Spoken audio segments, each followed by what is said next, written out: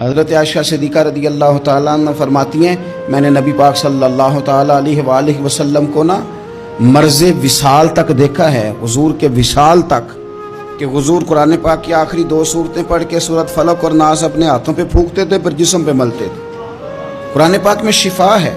اب تو لوگوں نے دم درود کو نا اس کو بڑا ہلکا سا کام سمجھ لیا، ویسے بھی یہ عاملوں کے ہتھے چڑھ گیا، ملنگوں کے ہتھے چڑھ گیا، کاروبار بن گیا، تجارت بن گئی، ورنہ قرآن پاک کی آیات پڑھی جائیں تو حضور نے فرمایا سورہ فاتحہ میں شفا ہے، اس میں کرم ہے۔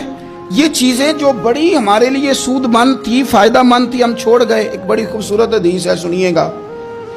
حضرت ابو سعید خدری رضی اللہ تعالیٰ عنہ حدیث کے راوی ہیں، بخاری میں موجود ہے۔ ارشاد فرماتے ہیں کہ ہم ایک سفر پہ تھے، واپس آ رہے تھے، ایک جگہ رات کو قیام کیا، سونا تھا، بستی تھی، بستی کے لوگوں نے نہ کھانا پوچھا نہ پانی پوچھا، کوئی ضیافت نہیں کی۔ آدھی رات کا وقت آیا تو ایک بندہ دوڑا دوڑا آیا، کہنے لگا ہمارے سردار کو بچھو نے کاٹ لیا ہے، تم میں سے کوئی بندہ دم درود کر لیتا ہے؟ تو ایک صحابی کہنے لگے کر تو لیتے ہیں، پر تم نے چونکہ ہمیں کھانا پانی تک نہیں پوچھا، تم اگر دم کراؤ گے تو مفت نہیں کریں گے، پیسے لگیں گے۔ کتنے پیسے؟ بکریوں کا ایک ریوڑ پورا۔ او بھائی اس سے کوئی بندہ جواز نہ لے کہ پیسے لینے جائز ہیں۔ اب بات کو سمجھیں، پس منظر کیا ہے؟ پانی تک نہیں تم نے پوچھا۔ کچھ لوگوں کا علاج ہوتا ہے، وہ صحابی گئے، سورہ فاتحہ پڑھ کے دم کیا، اور حدیث بخاری سے میں آپ کو دکھاؤں گا۔ لوگ کہتے ہیں دم کدھر سے آ گیا؟ بخاری پڑھ رہا ہوں، صحیح بخاری۔ شفا تو اللہ نے دینی ہے نا، رب کریم نے شفا دے دی۔ بکریاں لے لیں، آ گئے جہاں آرام کر رہے تھے اس جگہ، صحابہ میں اختلاف ہو گیا، کچھ کہنے لگے بکریاں لینی چاہیے تھی، کچھ کہنے لگے نہیں لینی چاہیے تھی۔ حضرت ابو سعید خدری رضی اللہ تعالیٰ عنہ فرماتے ہیں پھر ہم نے فیصلہ کیا چپ کر کے سو جاؤ، صبح حضور کی بارگاہ میں جائیں گے۔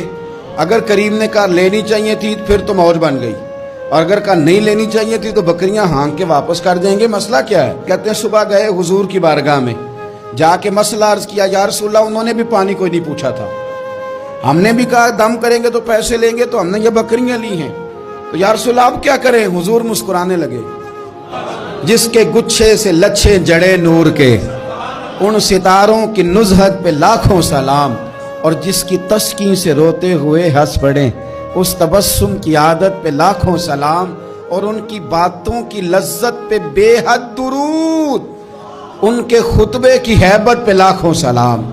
حضور مسکرانے لگے اور مسکرا کے پوچھا اچھا پڑھا کیا تھا؟ یا رسول اللہ سورہ فاتحہ۔ فرمایا سکھائی کس نے تھی؟ کہا یا رسول اللہ آپ نے۔ فرمایا پھر آدھی بکریاں میری ہیں آدھی تمہاری ہیں۔